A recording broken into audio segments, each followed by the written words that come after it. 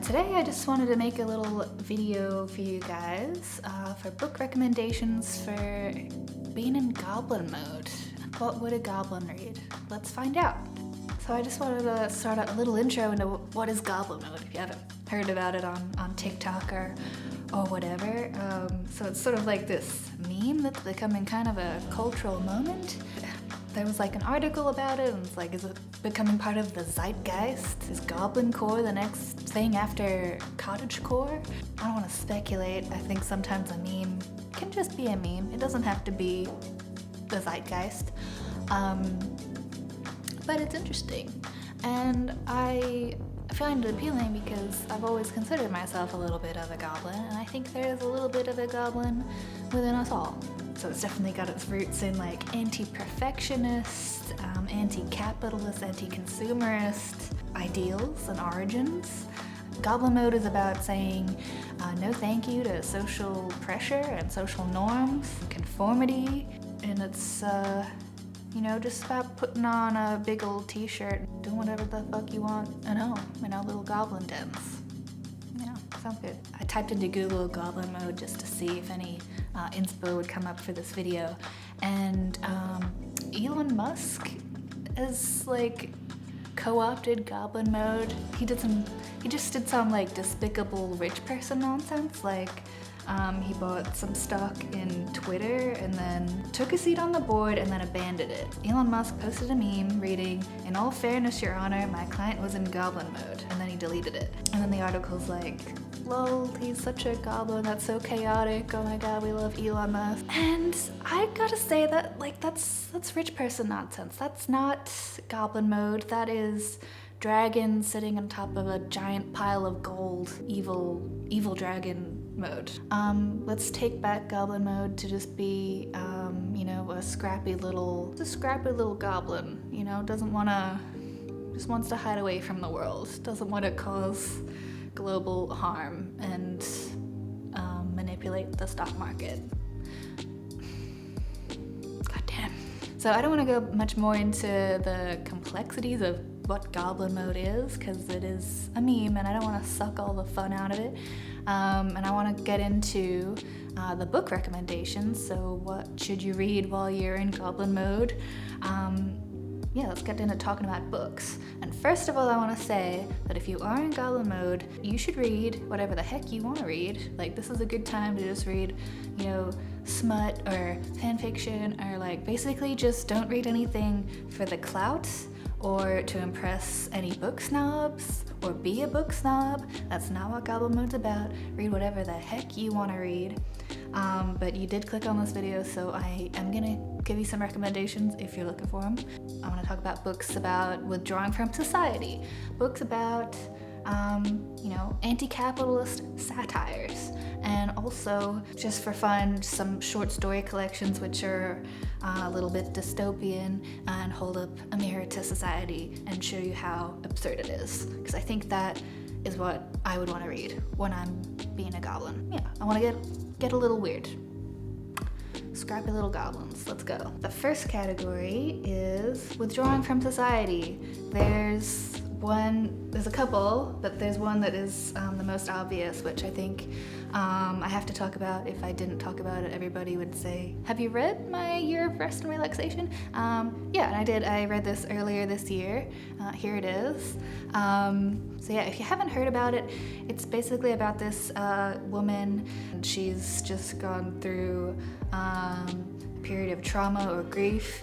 She has this idea that to get through it all, she's going to have to sleep for a year, and she takes a bunch of like sleeping pills and just to like hibernate for a year and to come back out of it and to be reborn at the end of it. Basically, that's what she thinks is gonna happen. So this basically is goblin mode, the book. She goes goblin mode.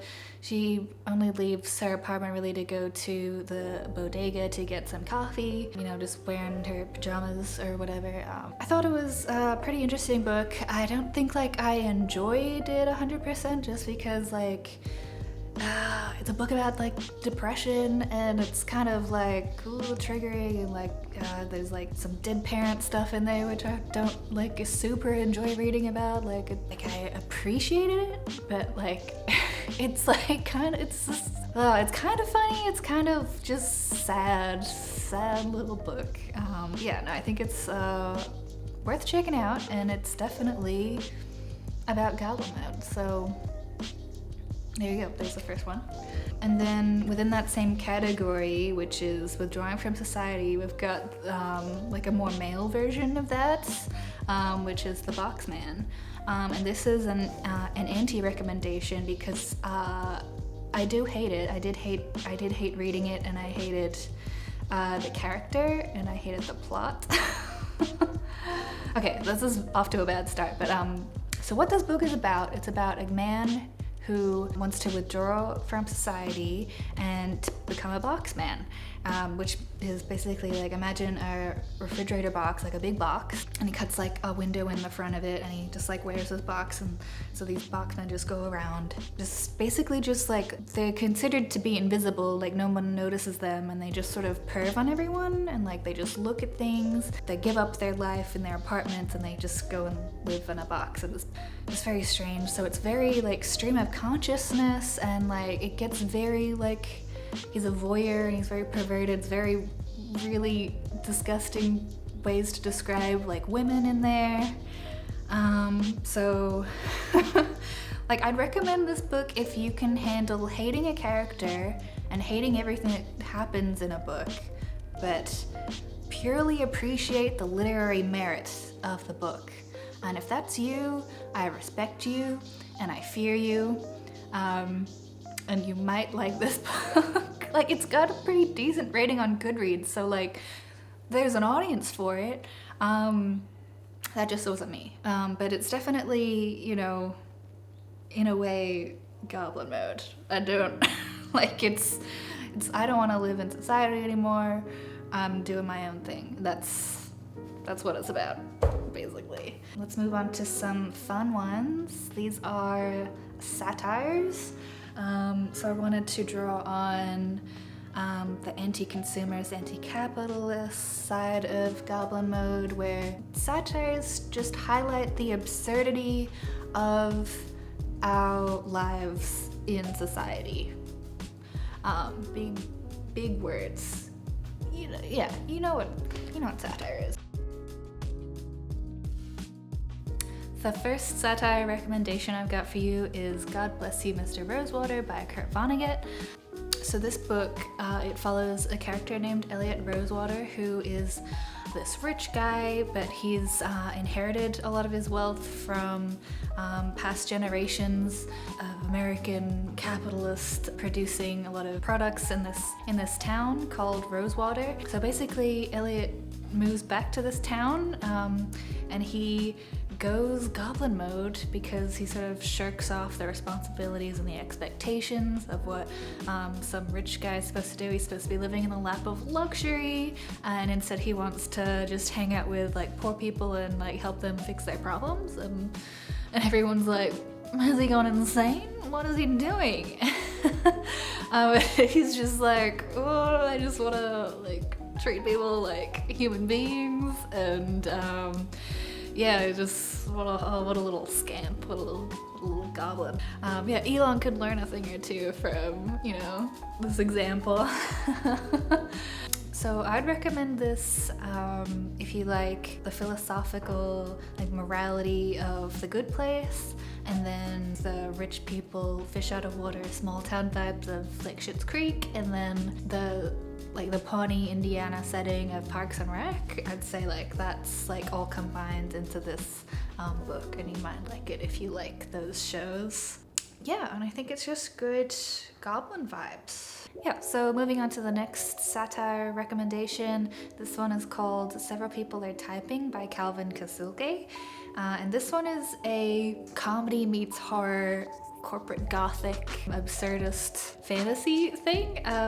It's written entirely like messages through Slack, which is a messaging app that people use for work. So the whole thing is just like little bites, so it's a really fast read. It sort of highlights how we've got like our different work personas and how we talk to each other through the work environment. Like if you have a personal emergency, such as in this book, the main character his consciousness gets uploaded to Slack. So he's like in the computer in the matrix. But you know, it's business as usual. There's still like work emergencies they gotta deal with that like take priority. No one really believes him. And it's about how he gets out of there. You know, and it's just really entertaining, stupid, fun. Yeah, I had a great time reading it. it's silly and it's good. It's perfect for goblin mode. Okay, so then the final category that I had is just like surreal short stories that are a little bit dystopian.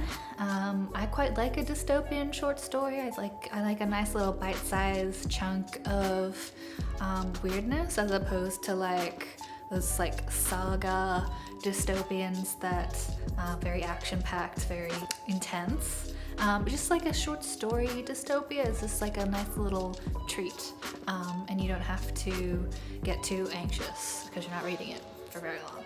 Yeah, so the first one of these that I want to recommend is called Terminal Boredom by Izumi Suzuki. These ones are like really great little sci-fi short story collection. They're all about like technology and gender and capitalism, imperialism.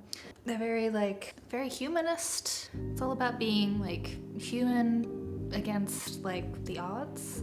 Yeah, like the review on the back says, dark and slightly absurdist, this collection is a poignant rumination on the despair and isolation of modern society. Yeah, so I think that this would be a great read for when you're in goblin mode and you just want to read some weird stuff.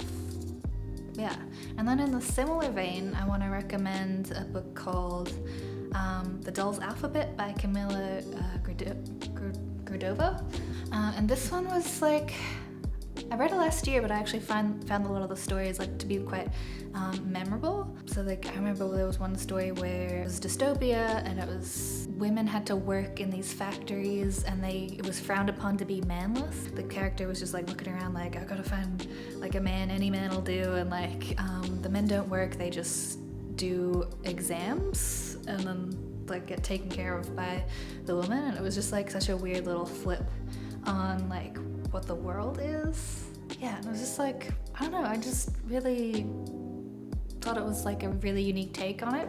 And I still think about it sometimes. Like I just, like they feel so, like all of the stories felt really gritty and real, and they had a common thread throughout them, which was like all about sewing and like sewing machines or like stitches. Like it was all very, I don't know, Tim Burton-y.